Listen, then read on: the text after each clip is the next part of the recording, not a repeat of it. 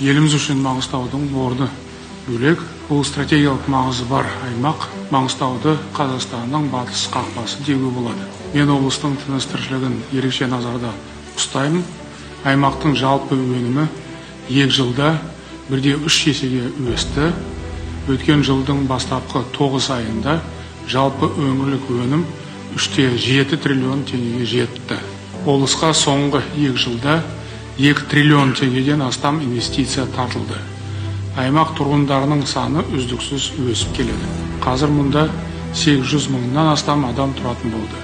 Болжам бойынша көп ұзамай облыстағы халық саны 1 миллионға жетуі ықтимал, тіпті одан асуда мүмкін. Бұл жағдай экономикаға және әлеуметтік инфрақұрылымға қосымша салмақ түсіреді. Бұл факторды ұмытпауымыз керек. Мен бұған дейін таза ауыз су мәселесін шешуді, білім беру және денсаулық сақтау жүйесін жақсартуды тапсырдым. Азық-түлік қауіпсіздігін қамтамасыз ету, көлік логистика әлеуетін арттыру және туризм саласын дамыту жөнінде нақты міндеттер қойылды. Біраз шаруа жасалған, жетістіктер аз емес, бірақ кемшіліктер де бар. Оны мойындау керек және ашық айту қажет.